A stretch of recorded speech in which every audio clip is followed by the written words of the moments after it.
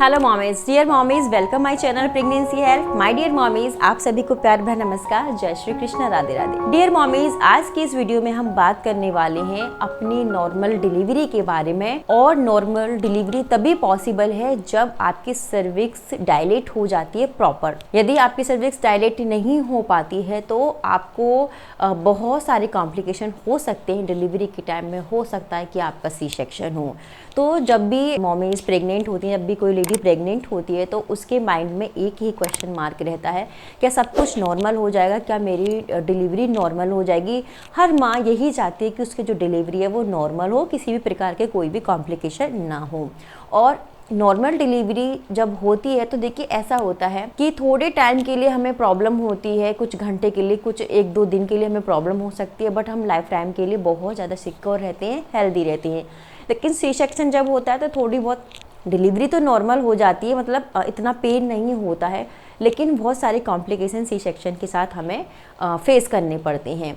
तो हर लेडी का एक यही ड्रीम होता है जब वो प्रेग्नेंट होती है कि जो उसकी जो डिलीवरी है वो नॉर्मल हो जाए और डिलीवरी के समय जो उसकी सर्विक्स है प्रॉपर तरीके से डायलेट हो जाए। तो अगर आप चाहते हैं कि आपकी भी नॉर्मल डिलीवरी हो, आपके बच्चे का नेचुरल बर्थ हो, किसी भी प्रकार का सी सेक्शन या कोई भी स्कार आपको ना आए, तो उसके लिए बहुत सारी चीज़ें आपको डे 1 से ही करनी स्टार्ट करनी पड़ेंगी। जब आपका फर्स्ट ट्राइमेस्टर स्टार्ट हो जाता है आपको तभी से ये सारी चीज़ें फॉलो करनी पड़ेंगी।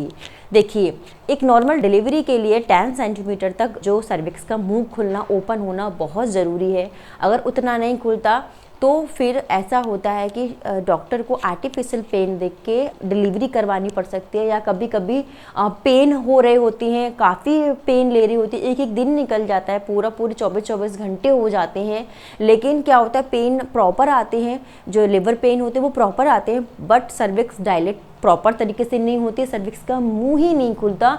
फिर ऐसी सिचुएशन में डॉक्टर्स को आपका सी सेक्शन करना होता है।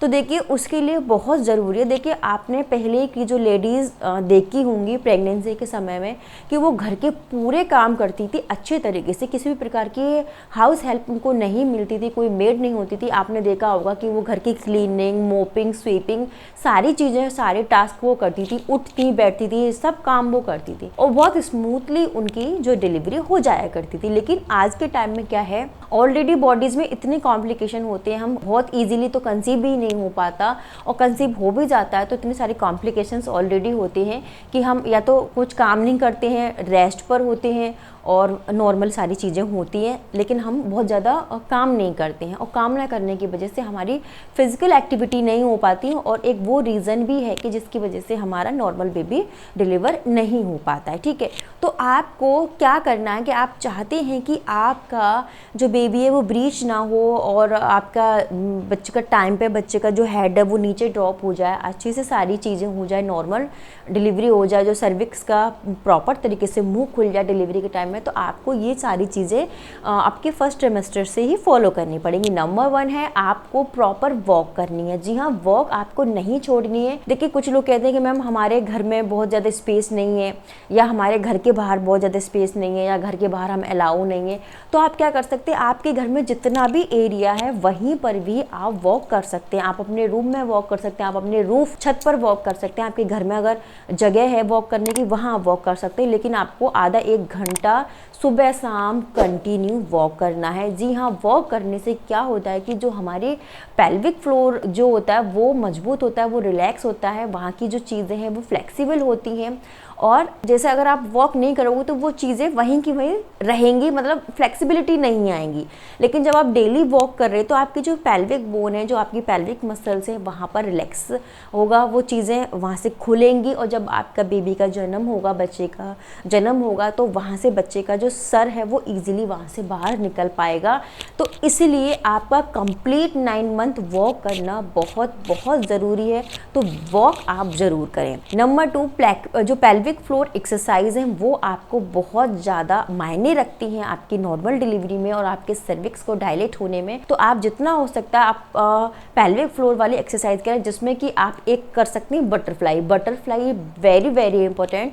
आप उसको फर्स्ट ट्राइमेस्टर से ही करिए, आप नीचे बैठिए और आप कम से कम आधे घंटा आप बटरफ्लाई सुबह शाम जरूर करिए। आप देखिए कि कितनी फ्लेक्सिबिलिटी रहेगी आपके पेल्विक एरिया में और बहुत स्मूथली आपके बच्चे का जन्म हो सकता है। ठीक है, तो आपको पेल्विक फ्लोर में बटरफ्लाई करना है। दूसरा, आपको स्क्वैट भी करने हैं। जैसे स्क्वैट आप हाफ स्क्वैट करते हो तो वो भी आपके लिए अच्छे रहेंगे, बहुत ज़्यादा वो इम्पॉर्टेंट हैं आपकी नॉर्मल डिलीवरी के लिए। इसके साथ ही आप डक वॉक कर सकते हैं। डक वॉक आप अगर जो लास्ट ट्रिमेस्टर है उसमें तो आपको करना ही करना है, आप स्टार्टिंग से भी कर सकते हैं, लेकिन जो लास्ट ट्रिमेस्टर होता है वो बहुत ज़रूरी है, जिसमें कि आप जैसे डक चलती है उसकी तरह आप चल सकते हैं अपने पैरों पर, अपने जो पैर होते हैं और हाथों को रख के इस तरीके से आप वॉक करके चल सकते हैं। तो duck walk is very important for your normal delivery, तो आप डक वॉक भी कर सकते हैं।